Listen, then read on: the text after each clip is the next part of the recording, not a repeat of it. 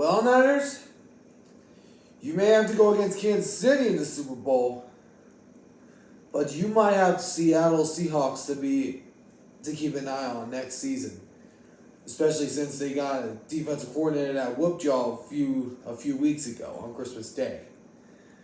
We'll see what happens, but just warning you so far. But anyways, what's going on, guys? My name is Antonio, and this is the All Around Sports Podcast. You can call it the AAS.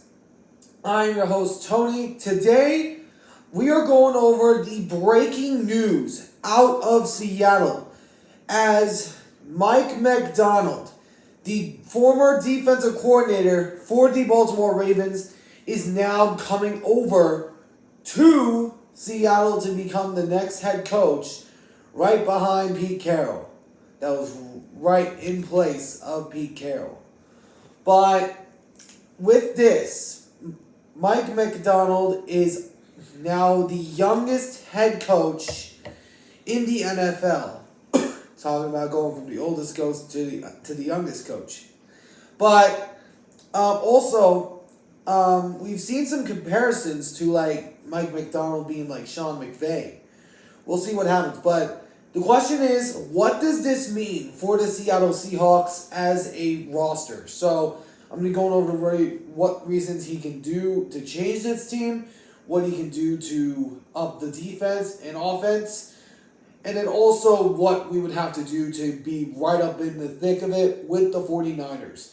But first, before we get started, two things. I am a Seahawks fan, so I am really excited about this. I am very stoked. This is the most excited I've been in for a long time. I'm just going to say that. In a long time. But the Seahawks have had 8 head coaches in their franchise's history, which is not very many if you ask me. But anyways, before we get this video started, if you do like this video, please make sure to hit that like button down below. Subscribe if you do. Turn on the notification bell for day-to-day updates on my videos and live streams. For now, let's get this thing started. So, I really believe Mike MacDonald can really be an amazing head coach. We've seen already comparisons with him to Sean McVay, who he beat when he was with the coordinator for the Ravens, who had the number 1 defense, but kind of gave it up to the Chiefs in the end.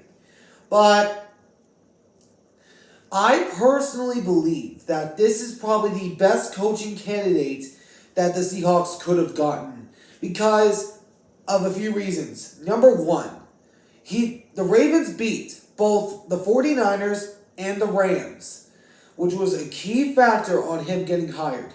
That's number 1.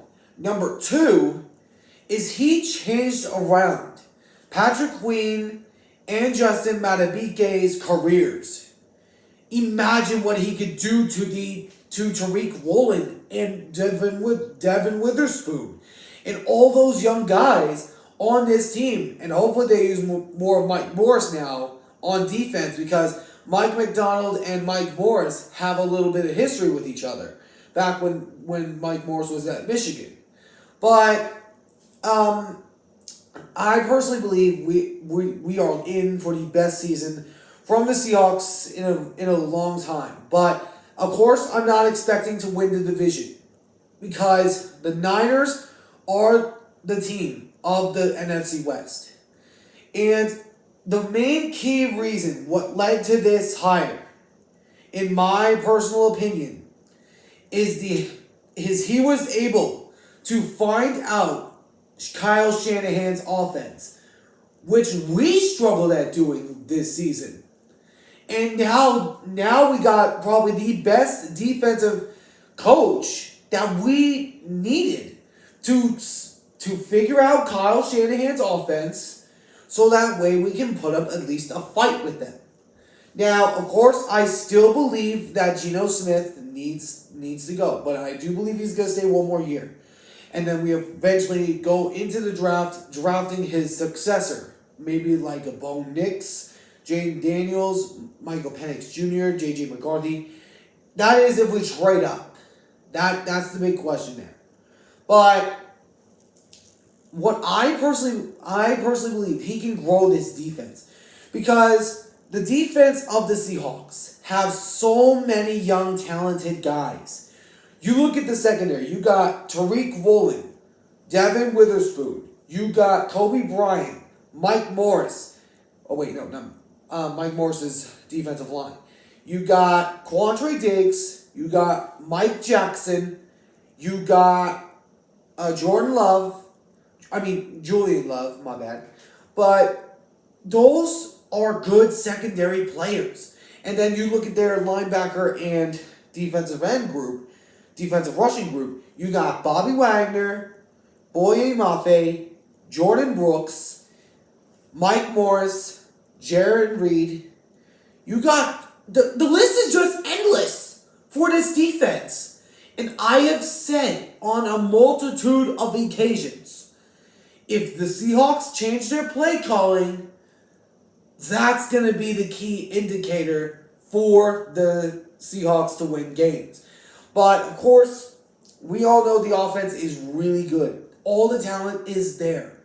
All there is just a quarterback, which I still think that Geno's going to start this next season, regardless if we draft a successor. So that way the rookie can at least learn behind him to get adjusted to the play calling duties. I mean, look at Jordan Love. He learned behind Aaron Rodgers, that bad man. Imagine if he learned behind Geno for maybe a year or two.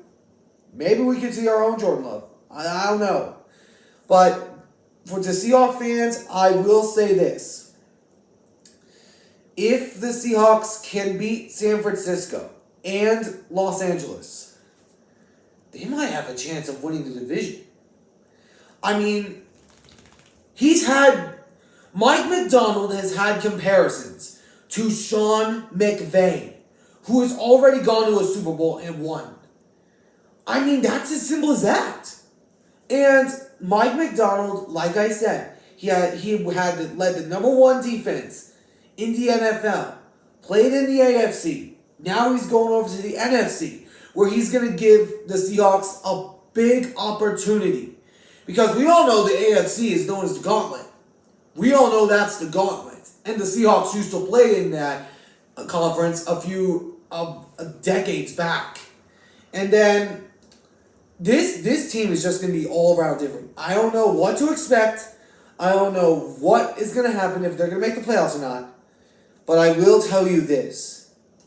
The future in Seattle is bright.